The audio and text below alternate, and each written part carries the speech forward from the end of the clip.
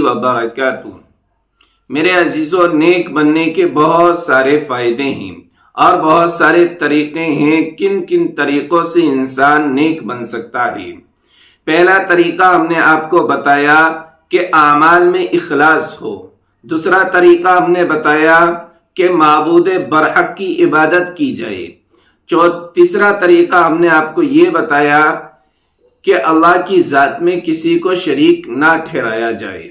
آج سچی توبہ ہے کہ انسان توبہ کے بغیر فلاح اور کامیابی نہیں حاصل کر سکتا۔ چاہے کتنی ہی عبادتیں کرتا رہے اور وہ توبہ نہیں کرتا تو اس انسان کو بھی کامیابی نہیں مل سکتی، وہ بھی نیک نہیں بن سکتا۔ اب توبہ کی ضرورت کیوں پڑتی ہے؟ جب انسان گناہ کرتا ہے، اگر فوراً گناہ کرنے کے بعد توبہ کر لیتا ہے تو اس کا دل نرم ہو جاتا ہے اور اسے توبہ کی توفیق ملتی رہتی ہے اور نیک کاموں میں اس کا دل لگتا رہتا ہے۔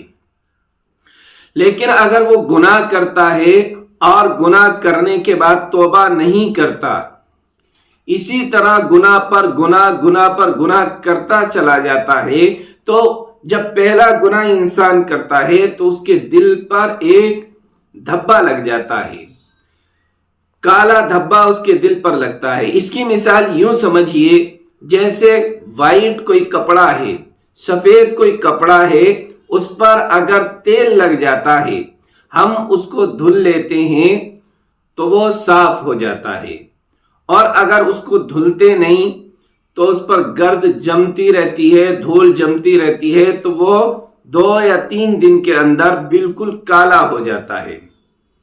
اسی طرح انسان کے دل کی مثال ہے۔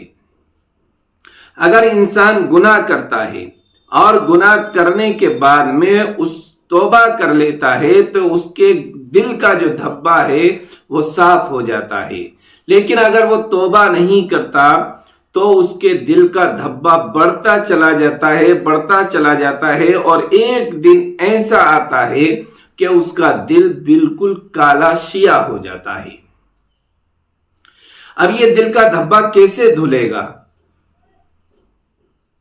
دل کیسے صاف ہوگا؟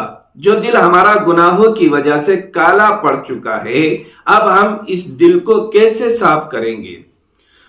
تو میرے عزیزو، ہم اللہ کے سامنے سجدہ ریز ہو جائیں، اللہ کے سامنے جھک جائیں اور اللہ کے آگے خوب دعا مانگیں، توبہ کریں، اپنے گناہوں کی بے پناہ توبہ اور استغفار کریں، یہاں تک کہ اتنے آنکھوں سے آنسو نکلیں کہ جو ہماری گندگی ہمارے دل پر لگی ہوئی ہے یہ گندگی زائل ہو جائے۔ جتنا آنسو آنکھوں سے جاری ہوں گے اتنے ہی ہمارا دل صاف ہو جائے گا۔ تو توبہ بہت ضروری چیز ہے۔ اللہ کے نبی علیہ الصلوۃ والسلام کی ایک حدیث ہے، من تاب قبل ان تطلع الشمس من مغربها تاب اللہ علیہ۔ جس نے مشرق کے بجائے مغرب سے سورج طلوع ہونے سے پہلے توبہ کر لی تو اللہ تعالیٰ اس کی توبہ قبول فرما لے گا۔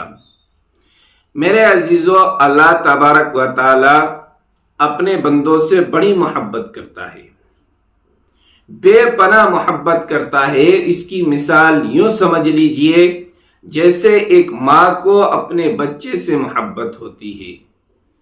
ماں اپنے بچے کے لیے پوری رات پریشان رہتی ہے۔ بچہ اگر تکلیف کے اندر ہوتا ہے تو ماں اس کی تکلیف کو سہ نہیں پاتی۔ درد بچے کے ہوتا ہے اور تکلیف ماں کو ہوتی ہے۔ بچہ روتا ہے اور ماں بھی اس کے برابر روتی رہتی ہے اور اللہ سے فریاد، اللہ سے دعا کرتی رہتی ہے، اے اللہ میرے بچے کو ٹھیک کر دے، میرے بچے کی پریشانی کو دور کر دے۔ یہ ماں کا دل ہے۔ تو ماں اپنے بچے سے بے پناہ محبت کر رہی ہے، اسی طرح اللہ تبارک و تعالی اپنے بندوں سے 70 ماؤں سے بھی زیادہ محبت کرتا ہے۔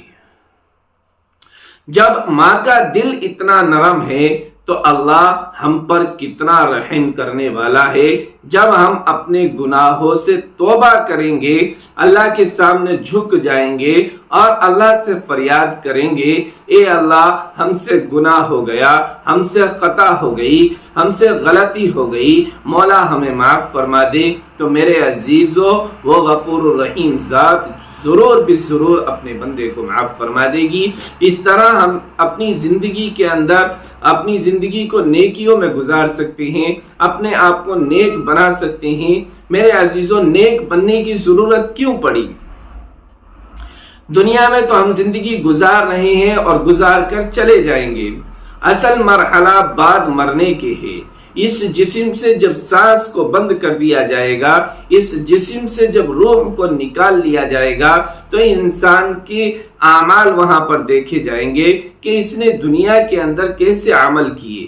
اگر بندہ اچھے عمل لے کر آتا ہے، نیک عمل لے کر آتا ہے، تو یہ بندہ کامیاب ہے، اس کی زندگی خوشحال گزرے گی۔ اور اگر اس دنیا کے اندر گناہوں میں اپنی زندگی گزاری، لوگوں پر تہمت بہتان لگانے میں زندگی گزاری، چغلی میں زندگی گزاری، اور ایک دوسرے پر الزامات لگانے میں زندگی گزاری، اور دنیا میں کوئی بھی اچھا عمل نہ کر کے گیا بلکہ سارے کے سارے بد عمل کر کے گیا، تو ایسے انسان کو دنیا کے اندر بھی ذلت اٹھانی پڑے گی اور بعد مرنے کے بھی ذلت اٹھانی پڑے گی۔ تو اس لیے ہمیں نیکی کی ضرورت پڑتی ہے۔ ہم جو بھی کام کریں اللہ کے حکم کے مطابق کریں، نبی کی لائی ہوئی شریعت کے مطابق عمل کریں، تو ہماری زندگی کامیاب ہوگی، دنیا بھی ہماری کامیاب ہوگی اور آخرت بھی ہماری کامیاب